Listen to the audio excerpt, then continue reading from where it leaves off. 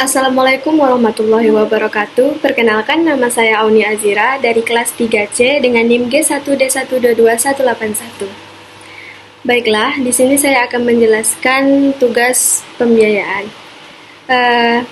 Yang pertama, saya akan menjelaskan apa itu biaya kesehatan. Biaya kesehatan adalah pengeluaran yang diperlukan untuk mendapatkan pelayanan kesehatan, termasuk biaya pengobatan, perawatan, obat-obatan, dan berbagai layanan medis lainnya, atau besarnya dana yang harus disediakan untuk menyelenggarakan dan atau memanfaatkan berbagai upaya kesehatan yang diperlukan oleh perorangan, keluarga, kelompok, dan masyarakat. Yang kedua, saya akan membahas tentang syarat pokok pembiayaan kesehatan. Syarat pokok pembiayaan mencakup yang pertama, ada ketersediaan dana, ada dana yang cukup untuk mendukung sistem kesehatan. Yang kedua, keadilan, pembiayaan harus adil dan memungkinkan akses kesehatan bagi semua warga. Yang ketiga, efisiensi, sumber daya harus digunakan dengan efisiensi tanpa pemborosan. Yang keempat, keselamatan, pembiayaan harus melindungi individu dari risiko keuangan yang berlebihan. Selanjutnya, ada permasalahan dalam pembiayaan kesehatan. Di sini ada beberapa poin. Yang pertama, ketidaksetaraan akses. Beberapa orang mungkin sulit mengakses layanan kesehatan karena keterbatasan keuangan. Yang kedua, biaya yang tinggi. Pembiayaan kesehatan dapat menjadi beban keuangan yang berat bagi individu dan keluarga. Yang ketiga, kualitas layanan.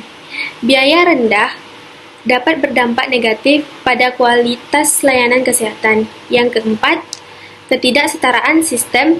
Sistem pembiayaan kesehatan dapat menguntungkan kelompok tertentu dan merugikan. Selanjutnya, saya akan membahas tentang upaya pengendalian pembiayaan kesehatan. Yang pertama, ada pengaturan biaya, mengatur harga layanan medis dan obat-obatan. Yang kedua, asuransi kesehatan, mengembangkan program asuransi kesehatan untuk melindungi individu dan biaya medis yang tinggi. Yang ketiga, promosi pencegahan, mendorong program pencegahan penyakit untuk mengurangi biaya perawatan. Yang keempat, ada manajemen pengeluaran, mengawasi pengeluaran kesehatan secara efisien dan mengurangi pemborosan. Untuk menanggulangi inflasi yang terjadi adalah dengan melakukan cost containment yang meliputi setiap upaya untuk mengendalikan biaya pelayanan kesehatan di rumah sakit.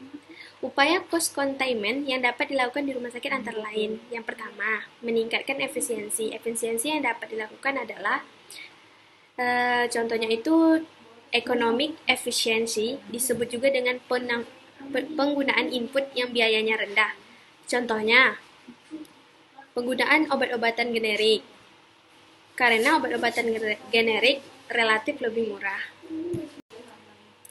Selanjutnya, pengendalian pembiayaan kesehatan adalah upaya untuk mengelola dan mengawasi pengeluaran yang berkaitan dengan sektor kesehatan. Beberapa strategi pengendalian pembiayaan kesehatan meliputi: yang pertama, anggaran kesehatan. Yang kedua, menetapkan anggaran yang jelas untuk sektor kesehatan, memastikan penggunaan sesuai dengan prioritas, dan mengendalikan pengeluaran. Yang kedua, asuransi kesehatan mener. Pengendalian pembiayaan kesehatan bertujuan untuk mencapai keseimbangan antara pemenuhan kebutuhan kesehatan masyarakat dan keberlanjutan sistem kesehatan. Sekian, itu adalah penjelasan dari saya. Lebih dan kurang mohon maaf jika ada kata-kata saya yang salah, mohon dimaafkan. Sekian dari saya akhiri dengan wabillahi taufiq wal hidayah. Wassalamualaikum warahmatullahi wabarakatuh.